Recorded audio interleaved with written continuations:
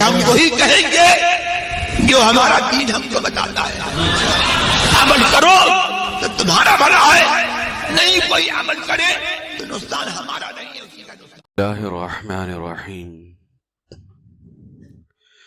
نحمده ونصلي ونسلم على رسوله الكريم اما بعد فاعوذ بالله من الشیطان الرجیم بسم اللہ الرحمن الرحیم یا ایها الذین آمنوا ادخلوا فی السلم کافة ولا تتبعوا خطوات الشیطان انه لکم عدو مبین. صدق اللہ العظیم وبلغنا رسوله النبی الکریم ونحن على ذلك لمن الشاہدین والشاکرین والحمد للہ رب العالمین.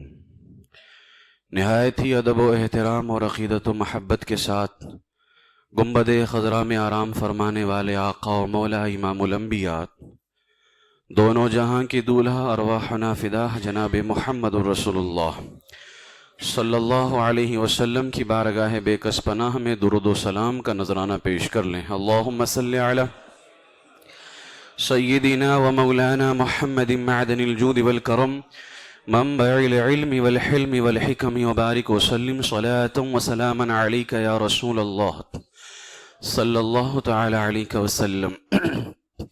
نبی اور آل نبی کی بارگاہ میں حصول برکت کے لیے ایک مرتبہ اور پڑھ لیں. صلی اللہ علی النبی الامی وآلہ صلی اللہ علیہ وسلم صلاة و سلاما علیک یا رسول اللہ صلی اللہ تعالی علیہ وسلم. السلام علیکم ورحمۃ اللہ وبرکاتہ. اسلامی سال کا پہلا مہینہ محرم الحرام شریف ہمارے درمیان جلوگر ہے، اور یہ ماہ مقدس بڑی عظمتوں اور بہت ہی برکتوں والا مہینہ ہے. اللہ تبارک و تعالی نے اس ماہ محرم کو بہت ہی عظمتوں سے نوازا ہے. ایک مسلمان کو چاہیے کہ جب اسلامی نیا سال آئے تو اس نئے سال کا احترام بھی کرے اور گناہوں سے بچنے کی کوشش کرے، اور خاص طور سے پہلا مہینہ جو ہے جس کو ایک قربانی سے یاد کیا جاتا ہے. مسلمانوں کا سال قربانی پہ ختم بھی ہوتا ہے اور قربانی سے شروع بھی ہوتا ہے. حضرت اسماعیل علیہ السلام کی قربانی پہ ختم ہوتا ہے اور سرکار کے نواسے کی قربانی سے شروع ہوتا ہے. اس لیے اس مہینے کو ہمیں گناہوں کے اندر نہیں اور خلاف شرع کاموں کے اندر نہیں، بلکہ شریعت مطہرہ پر عمل کرتے ہوئے اس مہینے کی برکتوں کو اور اس کی رحمتوں کو حاصل کرنا چاہیے. قرآن مقدس میں اللہ تبارک و تعالیٰ نے فرمایا یا ایھا الذین آمنوا ادخلوا فی السلم کافہ، اے ایمان والو اسلام میں مکمل طور پر داخل ہو جاؤ. یعنی جب اسلام لا چکے تو اب کسی اور دین میں نہیں دیکھنا ہے کہ فلاں کیا کرتا ہے، فلاں کس طرح سے عمل کر رہا ہے. اسلام اپنے ماننے والوں کو تنہا نہیں چھوڑتا ہے، اسلام ہر طریقہ دیتا ہے، ہر عمل عطا کرتا ہے. اس لیے جب اسلام لا چکے ہو، ایمان لا چکے ہو، تو اسلام میں مکمل داخل ہو جاؤ. وَلَا تَتَّبِعُوا خُطُوَاتِ الشَّيْطَانِ، شیطان کی پیروی نہ کرو. اِنَّهُ لَكُمْ عَدُوٌّ مُبِينٌ، بے شک وہ تمہارا کھلا دشمن ہے. یہ آیت کریمہ کب نازل ہوئی؟ یہودیوں کے بہت بڑے عالم تھے حضرت عبداللہ ابن سلام رضی اللہ عنہ. یہ پہلے یہودی تھے، بہت بڑے عالم تھے یہودیوں کے. جب اسلام لے کر کے آئے تو ان کے ذہن کے اندر ایک بات پیدا ہوئی کہ یہودی مذہب میں اونٹ کا گوشت کھانا اور اونٹ کا دودھ پینا منع ہے، اور اسلام کے اندر اونٹ کا گوشت اور اونٹ کا دودھ جائز ہے. واجب نہیں ہے کہ پینا ہے، جائز ہے. جس کو پینا ہے پیے، جس کو کھانا ہے کھائے، نہیں کھانا ہے نہیں پینا ہے تو کوئی مسئلہ ہی نہیں ہے. اختیار ہے اسلام کے اندر. یہودی مذہب کے اندر اونٹ کا گوشت اور اونٹ کا دودھ منع تھا.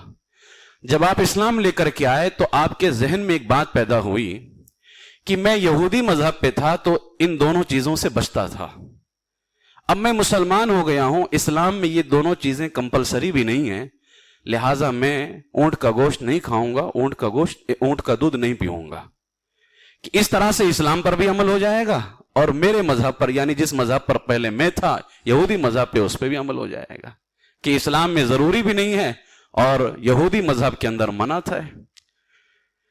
تو اللہ تبارک و تعالیٰ نے آیت کریمہ نازل فرمائی، نہیں کھانا ہے تو نہ کھاؤ، نہیں پینا ہے تو نہ پیو، لیکن کسی اور مذہب کو دیکھ کر کے مذہب اسلام کے اندر اس کی اجازت نہیں ہے کہ اس پر عمل کیا جائے۔ تب حضرت عبداللہ بن سلام کے لازم کر دیا گیا کہ تمہیں اونٹ کا گوشت کھانا بھی ہے، اونٹ کا دودھ پینا بھی ہے۔ اس سے اندازہ لگائیے کہ وہ کام جو اسلام کے اندر کمپلسری نہیں ہے، ضروری نہیں ہے، صرف ایک دوسرے مذہب کا خیال آیا کہ اس مذہب کے اندر یہ چیز منع ہے تو ہم نہیں کھاتے ہیں، نہیں پیتے ہیں، اللہ تبارک و تعالیٰ کو یہ بھی پسند نہیں آیا، اور اللہ نے فرمایا جب اسلام لا چکے ہو تو مکمل طور پر اسلام میں داخل ہو جاؤ، شیطان کی پیروی نہ کرو۔ آج ماہ محرم الحرام شریف جب آتا ہے تو اس میں بہت سارے اچھے کام بھی ہوتے ہیں اور بہت سارے خلاف شرع کام بھی ہوتے ہیں۔ لوگ طرح طرح سے ماہ محرم کو منانے کی کوشش کرتے ہیں، کوئی کچھ کہتا ہے، کوئی کچھ کہتا ہے، جس میں سے ایک چیز یہ لوگوں کے درمیان میں ہے کہ محرم الحرام میں ناخن نہیں کاٹ سکتے ہیں۔ یہ بالکل واہیات چیز ہے، اس کا اسلام سے کوئی تعلق نہیں ہے۔ اگر 40 دن جو ہے نہیں ہو گئے ہیں تب تو اب کاٹنا ضروری ہے، اور نہیں ہوئے ہیں تو آپ کبھی بھی کاٹ سکتے ہیں، جمعہ کو کاٹنا بہتر بھی ہے، لیکن یہ ایک فکر ہے کہ محرم میں ناخن نہیں کاٹ سکتے ہیں، اس کا اسلام سے کوئی تعلق نہیں۔ اسی طریقے سے محرم الحرام شریف کا چاند نظر آتے ہی میں کچھ کام بتاتا ہوں جن کا تعلق اسلام سے ہے ہی نہیں، اور وہ سارے کام منع ہیں، کیونکہ آج میرا عنوان ہی ہے محرم الحرام میں کیا کریں اور کیا نہ کریں۔ ایک چیز یہ بھی ہمارے لوگوں کے درمیان میں ہے کہ محرم کا چاند نظر آتے ہی بعض عورتیں اور مرد چپل پہننا چھوڑ دیتے ہیں اور یہ کہتے ہیں کہ ہماری منت ہے۔ اس طرح کا بھی معاملہ ہمارے درمیان پایا جاتا ہے۔ ننگا گھومنے کا اسلام نے تو کہیں حکم نہیں دیا ہے، اب کل کوئی بولے کہ ہم کپڑے بھی نہیں پہنیں گے تو چپل اتار دینا اور جو ہے اس طرح سے گھومتے رہنا، تو یہ اسلام میں اس کا جو ہے تصور بالکل بھی نہیں ہے، نہ اسلام کے اندر اس کی گنجائش ہے۔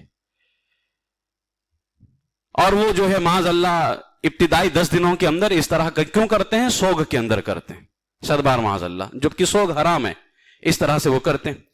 اسی طریقے سے ایک بات یہ کہتے ہیں کہ دلہن یعنی جس کا نکاح ہوتا ہے تو اگر یہ اس کی نکاح کے بعد میں پہلا محرم آیا ہے تو وہ اپنے میکے نہیں چاند دیکھ سکتی ہے، سسرال آئے گی چاند دیکھنے کے لیے۔ وہ یعنی نئی دلہن جو ہے پہلا سال اپنے میکے میں چاند نہیں دیکھ سکتی ہے، تو میکے والا چاند الگ ہے، سسرال والا چاند الگ ہے کیا؟ بھائی جو چاند اس کے سسرال میں دیکھے گا اس کے میکے میں بھی وہی چاند دکھنے والا ہے۔ یہ دونوں کا میکا چاند سسرال چاند الگ الگ تو ہوتا نہیں ہے، تو لوگ کہتے ہیں کہ نہیں وہ سسرال میں آئے گا۔ اچھا میں پوچھنا چاہتا ہوں، اگر کسی کے ماں باپ کا انتقال ہو گیا ہو، خدا نہ کرے، اللہ تعالیٰ ساری بچیوں کے والدین کی حفاظت فرمائے، لیکن اگر کسی کے ماں باپ کا انتقال ہو گیا تو کیا وزیر اعظم ہاؤس میں بھیجو گے چاند دیکھنے کے لیے؟ بھئی ابھی تو اس کا میکا ہی نہیں ہے، کہاں جائے گی وہ دیکھنے کے لیے چاند؟ تو یہ عجیب چیز ہے۔ یہ عورت چاہے اس کا پہلا سال ہو یا دوسرا سال ہو یا اس کی زندگی کا آخری سال ہو، اللہ ہی بہتر جانتا ہے، ہر جگہ سے چاند دیکھ سکتی ہے وہ، لیکن یہ بلا وجہ کہ ہمارے درمیان چیز رائج ہے۔ اسی طریقے سے محرم شریف کے اندر مچھلی نہیں کھا سکتے ہیں۔ اب مچھلی کیوں نہیں کھا سکتے ہیں؟ اسی طریقے سے نیا کپڑا پہننا عیب ہے، یعنی اس طرح کی یہ باتیں، گوشت نہیں کھاتے ہیں۔ اچھا کھچڑے کے اندر گوشت پڑتا ہے، کھچڑا برابر کھاتے ہیں، کھچڑے والا گوشت جائز ہے، سالن بنا دیا جو تو ناجائز ہے۔ کہتے ہو نہیں سالن نہیں کھانا چاہیے، وہ کربلا والوں پہ کھانا پانی بند ہو گیا تھا تو کربلا والوں پہ کھچڑا چالو کیا تھا کیا؟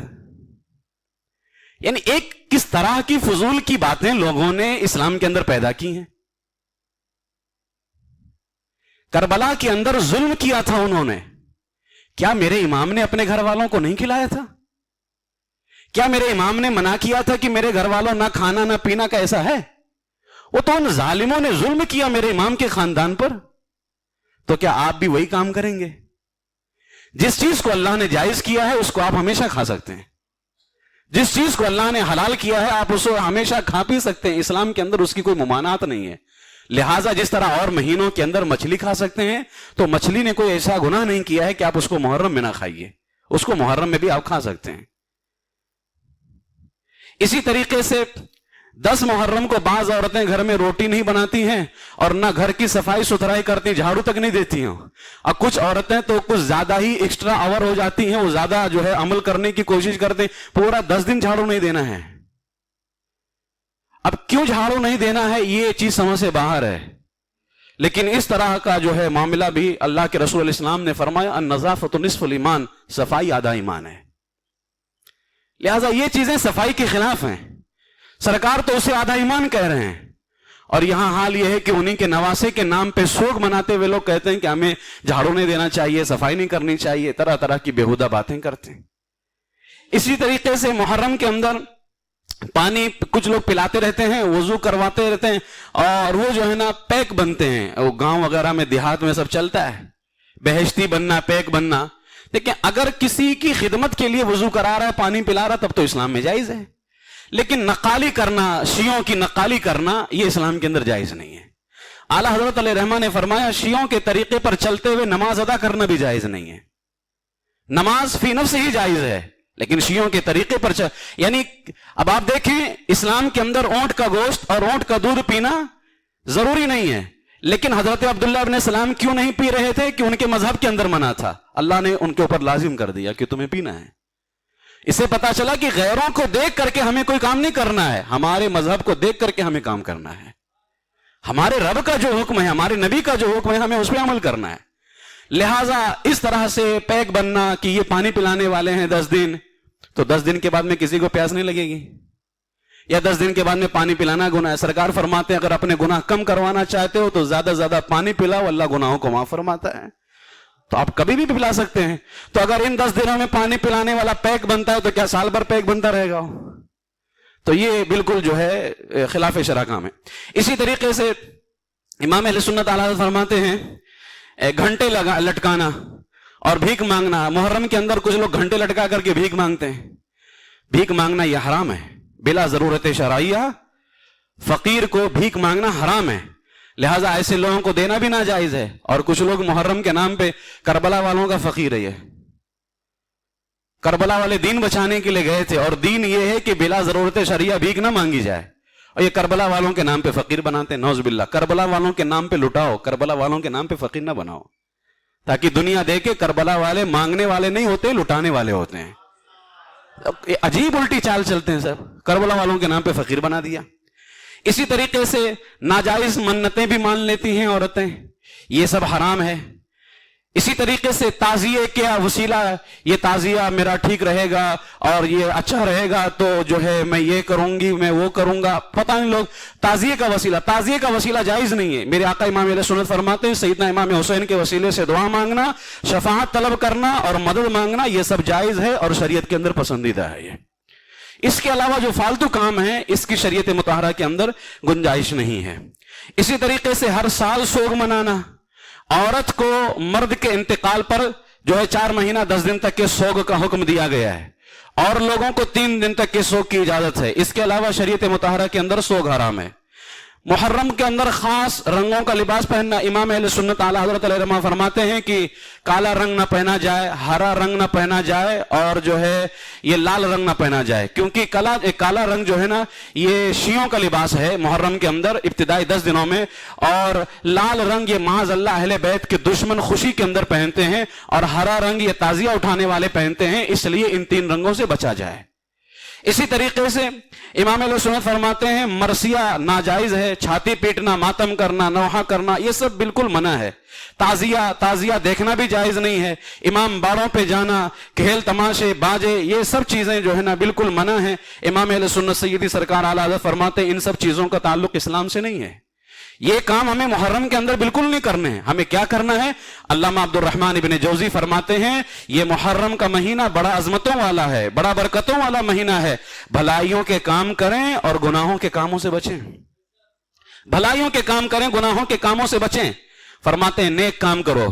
سب سے پہلا یہ کہ عاشورے کے دن کا روزہ رکھو, 10ویں محرم کا روزہ رکھو.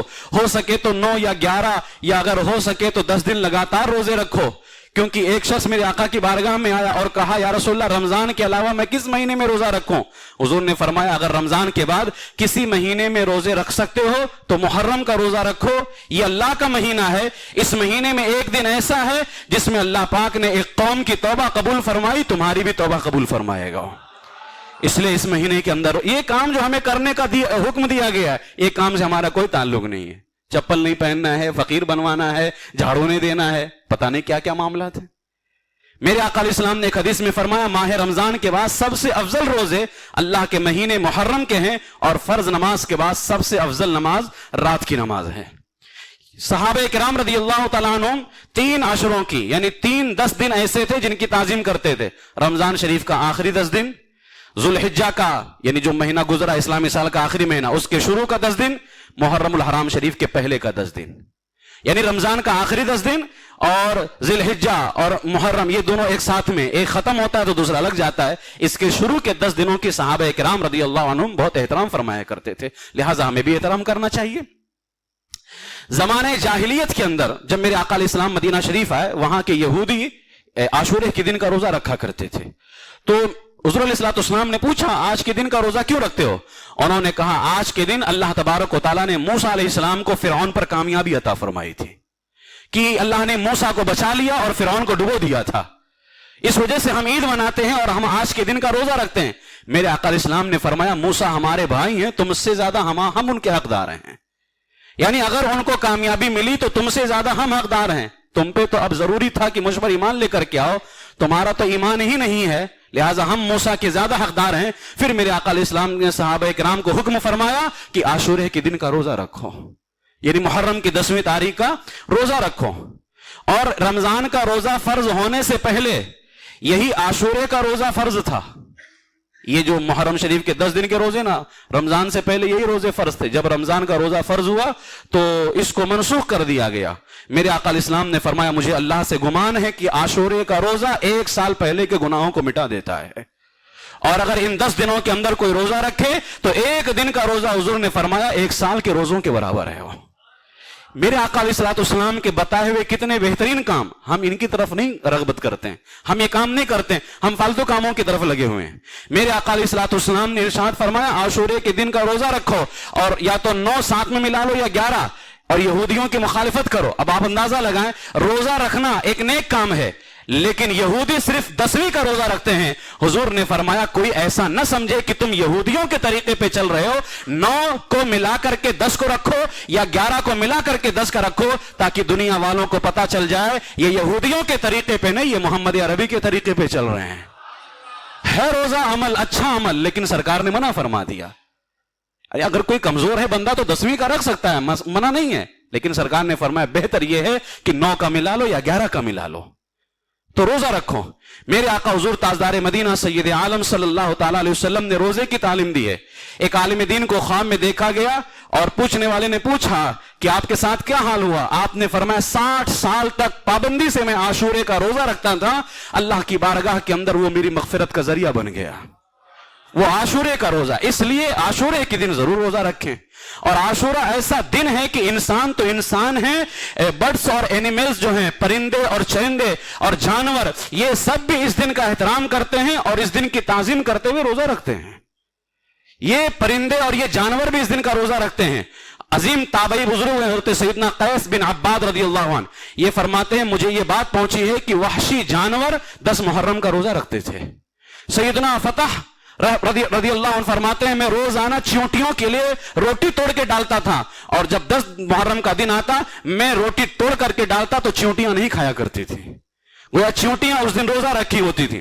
حضرت سیدنا ابو الحسن علی بن عمر قزوینی فرماتے ہیں 10 محرم کو چیونٹیاں بھی روزہ رکھتی ہیں. عباسی خلیفہ القادر باللہ کے ساتھ بھی یہی معاملہ پیش آیا تو اسے بہت حیرت ہوئی. اس نے حضرت سیدنا ابو الحسن سے اس بارے میں پوچھا تو انہوں نے فرمایا ہاں 10 محرم کے دن چیونٹیاں روزہ رکھتی ہیں. اسی طریقے سے علامہ ابن ناصر الدین دمشقی فرماتے ہیں 10 محرم کو ایک شخص گاؤں آیا، لوگ اس وقت جانور ذبح کر رہے تھے، اس نے وجہ پوچھی تو گاؤں والوں نے بتایا آج وحشی جانور روزے سے ہیں، ہمارے ساتھ چلو ہم تمہیں دکھاتے ہیں۔ تو انہوں نے اس آدمی کو ایک باغ میں لے جا کر کے کھڑا کر دیا۔ اس کا بیان ہے کہ عصر کے بعد ہر طرف سے جانور آنے لگے اور باغ کو گھیر لیا، اور ان کے سر آسمان کی طرف اٹھے ہوئے تھے ان جانوروں کے، کہ کسی ایک نے بھی جو ہے اس میں سے گوشت نہیں کھایا ہوا تھا، نہ آج کے دن کچھ کھایا تھا۔ جیسے ہی سورج ڈوبا اور سورج غروب ہوا اور ان کے سامنے گوشت ڈال دیا گیا، سارے جانور اسے کھانے لگے، یعنی وہ جانور اس دن حالت روزہ کے اندر تھے۔ تو یوم عاشورہ کو روزہ رکھنا یہ اللہ اور اللہ کے رسول کو بہت پسند عمل ہے، لہٰذا کوشش کریں کہ آنے والے جمعہ کو، کیونکہ آنے والے جمعہ کو عاشورہ ہے، آنے والے جمعہ کو 7 جمعرات کا ملا کر کے، جمعرات کا دن بہت بہتر ہے اگر ملا لیا جائے، کیونکہ ہمارے ہفتے بھر کا عمل جو ہے اللہ کی بارگاہ میں جمعرات کو پیش ہوتا ہے۔ آپ سنیچر کا بھی رکھ سکتے ہیں لیکن کوشش کریں جمعرات اور جمعہ کا رکھیں، تاکہ جمعہ کے دن کی روزے کی تو ہے ہی برکت، ساتھ جب جمعرات کا عمل ہمارا رب کی بارگاہ میں پیش ہو تو یہ بھی لکھا ہوا ہو کہ آج محبوب مولا تیرا یہ بندہ حالت روزہ کے اندر ہے۔ اس لیے جمعرات اور جمعہ کا روزہ آنے والے جمعرات اور جمعہ کو آپ ضرور روزہ رکھیں۔ میرے آقا مولا کائنات رضی اللہ تعالیٰ عنہ فرماتے ہیں عاشورے کے دن جو 1000 مرتبہ سورہ قل هو اللہ پڑھے گا، اللہ تعالیٰ اس کی طرف نظر رحمت فرمائے گا، اور جس کی طرف اللہ نظر رحمت فرمائے گا اللہ اسے کبھی عذاب نہیں دے گا۔ اس لیے سورہ قل هو اللہ کی تلاوت کریں۔ اور پھر فرمایا حضرت علامہ عبد الرحمن جوزی نے عاشورے کے دن توبہ کرو، استغفار کرو، کیونکہ اسی دن ہمارے ابا جان حضرت آدم علیہ السلام کی توبہ قبول ہوئی تھی، تو اللہ تعالیٰ اس نبی کے طفیل اللہ ہماری توبہ کو بھی قبول فرمائے گا۔ عاشورے کے دن یہ کام کیجئے۔ اسی طریقے سے فرمایا عاشورے کے دن اسمد سرما، ایک خاص قسم کا سرما ہے، اسمد سرما، یہ لگاؤ، اس کی برکت سے آنکھیں کبھی نہیں دکھیں گی۔ اور میرے آقا نے فرمایا جو شخص عاشورے کے دن اسمد سرما آنکھوں میں لگائے گا اس کی آنکھیں کبھی نہیں دکھیں گی۔ فرمایا قبروں کی زیارت کرو، ہو سکے تو اللہ کے خوف سے آنکھیں بہاؤ۔ اور عاشورے کے دن روزہ لگانا یہ صرف میرے آقا کی سنت نہیں ہے، حضرت موسیٰ علیہ السلام بھی عاشورے کے دن اسمد سرما لگایا کرتے تھے، اس لیے فرمایا یہ سرما اسمد ہوتا ہے، آپ بتائیں گے دکان والے کو دے گا وہ اسمد سرما، یہ میرے نبی علیہ الصلوۃ والسلام کی سنت ہے کہ سرکار یہی سرما لگایا کرتے تھے، اسمد سرما یہ لگائیں آپ۔ عاشورے کی رات یعنی آنے والا جمعرات جو ہے، آنے والی جمعرات کا دن گزار کر کے جو رات آئے گی وہ عاشورے کی رات ہوگی۔ اچھا اتفاق دیکھیے وہ جمعے کی رات بھی ہے اور عاشورے کی رات بھی ہے، دو عظیم راتیں ایک ساتھ میں۔ جمعے کی رات تو ہے بڑی برکت والی اور ساتھ عاشورے کی رات بھی ہو۔ فرماتے ہیں کہ عاشورے کی رات میں، دن میں آپ غسل کرنا ہے کریں، آپ عاشورے کی رات میں غسل کیجئے، کیونکہ فرمایا اس رات آب زمزم تمام پانیوں میں شامل کر دیا جاتا ہے، اور جو بندہ غسل کرے گا اللہ تبارک و تعالیٰ ہی حفاظت کرنے والا ہے، لہٰذا اس غسل کی برکت سے اللہ تعالیٰ پورا سال جو ہے اس کو بیماریوں سے محفوظ فرمائے گا۔ ٹھیک ہے، تو عاشورے کی رات یعنی آنے والی جمعرات کا دن جب گزر جائے گا، پھر جو رات آئے گی نا اس رات میں مغرب سے لے کر کے آپ جو ہے فجر سے پہلے تک کبھی بھی غسل کر سکتے ہیں۔ آپ مغرب بات کر لیں، عشاء کے بعد کر لیں، ٹھیک ہے، بہتر ہوگا کہ عشاء وہ عاشورے کی رات رہتی ہے، محفلیں ہوتی ہیں، کربلا والوں کا ذکر ہوتا ہے، مغرب کے بعد میں غسل کر کے عشاء کے بعد محفل میں شامل ہو جائیے تو برکت دونوں مل جائے گی۔ اسی طریقے سے اس دن والدین کا احترام کیجئے، نوافل کی کثرت کیجئے، اور رشتہ داروں سے ملاقات کیجئے، خوشبو لگائیے، روزے داروں کو افطار کروائیے، قرآن پاک کی تلاوت کیجئے، ہو سکے تو 70 مرتبہ سبحان اللہ کا ورد کیجئے، یتیم کے سر پر دست شفقت پھیریے، ناراض مسلمانوں میں صلح کروائیے، ہو سکے تو اللہ تبارک و تعالی کے خوف کے اندر روئیے۔ یہ میرے آقا امام اہل سنت اعلیٰ حضرت علیہ رحمہ اور دیگر کام بیان کرتے ہوئے فرماتے مسلمانوں کو ان ایام میں صدقہ خیرات اور نیک اعمال کی کثرت کرنی چاہیے۔ اسی طریقے سے جو ہے امام اہل سنت اعلیٰ حضرت فرماتے ہیں امام حسین رضی اللہ تعالیٰ عنہ اور دیگر شہداء کربلا کے نام پہ زیادہ سے زیادہ احسان ثواب کرنا چاہیے۔ ہمارے علاقے میں ایک مسئلہ یہ بھی ہوتا ہے کہ ان 10 دنوں میں صرف امام حسین کی فاتحہ ہو سکتی ہے، کسی اور کی فاتحہ نہیں ہو سکتی ہے، یہ بھی بہت بڑی بیماری ہے۔ الحمدللہ ہم سننے میں تو ایسا نہیں ہوتا، ہم تو روز فاتحہ ہر کسی کے نام کی بارگاہ میں پیش کرتے ہیں۔ تو ہر امام حسین رضی اللہ تعالیٰ عنہ کی محفل ہے، تو اس سے بڑھ کر کے ہمارے لیے کیا سعادت کی بات ہو سکتی ہے کہ ان کے نام کی محفل سجائی ہے اور ان کے صدقے میں ہم اپنے مردوں کو بھی بخش دے رہے ہیں۔ اس سے بڑھ کر کے ہمارے لیے کیا سعادت ہو سکتی ہے؟ لہٰذا یہ ساری فضول کی باتیں ہیں کہ صرف انہی کے نام سے فاتحہ ہونی چاہیے، کسی اور کے نام سے فاتحہ نہیں ہو سکتی ہے۔ امام اہل سنت فرماتے ہیں دیگر شہدائے کربلا کے نام سے فاتحہ کیجئے، مرحومین کے نام سے فاتحہ کیجئے، اولیاء اللہ کی بارگاہ میں ثواب کا تحفہ پیش کیجئے، کھانا شربت چائے وغیرہ یہ سب تقسیم کیجئے، کھچڑا پلاؤ فریانی دیگر کھانے جو فرنی ہے دیگر کھانے پکا کر کے محتاجوں میں اور غریبوں میں تقسیم کیجئے۔ کسی نے پوچھا اعلیٰ حضرت سے کھچڑا کہاں سے ثابت ہو گیا؟ تو اعلیٰ حضرت فرماتے ہیں جہاں سے آپ کی بریانی ثابت ہو گئی ہے وہاں سے امام حسین کا کھچڑا بھی ثابت ہو گیا ہے۔ تو بلا وجہ مت لگیے گا، ورنہ جو ہے نا پھر آپ نہ خود کھا پائیں گے نہ کسی کو کھلا پائیں گے۔ اس لیے ان کے چکروں میں مت پڑیے گا، وہ کھاتے ہیں کھائیں، نہیں کھاتے نہ کھائیں، آپ لوگ امام حسین کے نام پہ کھائیے اور کھلائیے اور دنیا والوں کو بتائیے ہمارا تعلق یزید سے نہیں ہے، یزید نے بند کیا تھا، الحمدللہ ہمارے آقا حسین نے ہمیں اتنا عطا کر دیا ہے کہ ہم ان کے فضل سے کھائیں گے بھی اور کھلاتے بھی رہیں گے انشاءاللہ تبارک تعالیٰ۔ ٹھیک ہے، تو آپ لوگ کھائیے اور جو ہے شریعت مطہرہ پر عمل کیجئے۔ روٹی پکا کر کے کچھ لوگ اس دن تقسیم تو کرتے ہیں لیکن پھینکتے ہیں، پھینکنا منع ہے۔ اگر آپ اس دن کچھ تقسیم کرتے ہیں امام کے نام پر ادب و احترام سے دیجئے۔ جس چیز پر سرکار اعلیٰ حضرت کے بارے میں آتا ہے کہ سرکار اعلیٰ حضرت کی بارگاہ میں سرکار غوث اعظم کے نام سے فاتحہ ہوئی تھی توشہ شریف پر، اور وہ گر گیا زمین کے اوپر، بانٹنے والے کے ہاتھ سے نہ جانتے ہوئے گر گیا۔ امام اہل سنت اعلیٰ حضرت نے کسی سے نہیں کہا کہ اٹھاؤ، بلکہ خود اٹھے اور جا کر کے زبان سے اٹھایا اور پھر فرماتے ہیں میں اس کو زمین پر کیسے رہنے دیتا، اس پر میرے مرشد سرکار غوث اعظم کے نام کی فاتحہ ہوئی ہے۔ تو بتائیں سرکار غوث اعظم کے بھی امام اور آقا امام حسین رضی اللہ تعالیٰ عنہ مسجد کے اندر فاتحہ ہوتی ہے، مغرب کے بعد میں وہ تماشا ہوتا ہے کہ بس اللہ کی پناہ، جبکہ کھیر غالباً پکتی ہے، ہر کسی کو ملنا ہے، ادب و احترام سے لیجئے۔ میرے امام کے نام کی فاتحہ ہوئی ہے، امام کا نام لیا گیا ہے، کیا آپ یہ چاہتے ہیں کہ جس چیز پر امام کا نام لیا جائے اس کو زمین پہ گرانا ہے؟ کہاں کی ہماری عقیدت ہے، کہاں کی محبت ہے؟ تو یہ ساری چیزیں مت کیجئے گا۔ 10ویں محرم کو کھانا کھلا کر کے فرمایا میرے آقا نے اپنے بچوں کے خرچ میں خوشحالی کرے گا جو بندہ کھانا کھلا کر کے اپنے بچوں کو اچھا کھانا کھلائے گا، حضور فرماتے ہیں اللہ تبارک و تعالیٰ سال بھر جو ہے اس کو رزق کی برکت عطا فرمائے گا۔ تو 10ویں محرم کو لوگ اپنے بچوں کو کھانا نہیں دیتے، بولے وہ کربلا کے بچے بھوکے تھے اس وجہ سے ہمارے بچے بھوکے رہیں گے، عجیب فلسفہ ہے۔ تو اپنے بچوں کو کھلائیں۔ حضرت سفیان ثوری فرماتے ہیں الحمدللہ ہم نے اس حدیث پر عمل کیا اور ہم نے تجربہ کیا ہے کہ محرم کو ہم نے اپنے بچوں کے کھانے کے اندر فراخ دلی کی ہے، ان کو اچھا کھانا کھلایا، اللہ تعالیٰ نے ہمارے رزق میں برکت پیدا فرمائی ہے۔ اس لیے محرم کے دن آپ کو یہ کام کرنا ہے۔ عاشورے کی رات الحمدللہ جو ہے ہمارا ہر سال کا ایک معمول ہے، بہت اچھا عمل ہوتا ہے 3-4 سالوں سے، کہ عاشورے کی رات میرے امام نے، آخری رات ہے میرے امام کی ظاہری زندگی کی، اور امام نے کربلا والوں سے کیا مطالبہ کیا کہ آخری رات ہمیں اللہ کی عبادت کے لیے دے دو، ذکر و اذکار کرنا ہے، تلاوت قرآن کرنا ہے۔ تو الحمدللہ ہم محفلیں قائم کرتے ہیں، اور عاشورے کی رات میں بیان وغیرہ کے بعد الحمدللہ سورہ یاسین شریف کی تلاوت کا اہتمام ہوتا ہے اور ذکر و اذکار کیا جاتا ہے، توبہ و استغفار کی محفل قائم ہوتی ہے، اور الحمدللہ اندھیرا کر کے بالکل جو ہے ذکر خدا کرتے ہیں۔ یعنی ہم اس طرح ذکر تو نہیں کر سکتے لیکن اپنے امام کے طریقے پہ چلتے ہیں۔ ایک بندے کو اللہ تبارک و تعالیٰ نے صرف اس لیے بخش دیا تھا کہ وہ اللہ کے نیک بندوں کی نقل کرتا تھا، اللہ کے نیک بندوں کی نقل کرتا تھا۔ تو ہم امام کے جیسا تو بالکل نہیں کر سکتے ہیں۔ ارے ان کے سجدے کا ایک حصہ، ہم سب کی زندگی بھر کا سارا عمل میرے امام کے سجدے کے ایک حصے کے برابر نہیں ہو سکتا ہے۔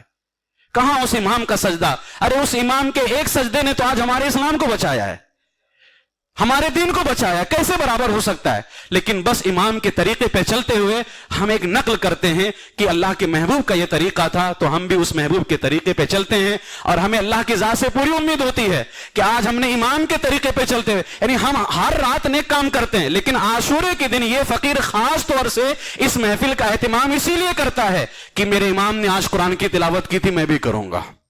آج میرے امام نے نفل پڑھا تھا، ہم بھی پڑھیں گے، میرے امام نے اللہ کا ذکر کیا تھا، ہم بھی کریں گے۔ اور یہ اللہ کی ذات سے امید ہوتی ہے کہ میرا عمل تو کسی لائق نہیں لیکن میں نے امام کے طریقے پر چلنے کی کوشش کی ہے، اللہ تعالیٰ اس امام کے صدقے میری مغفرت فرمائے گا۔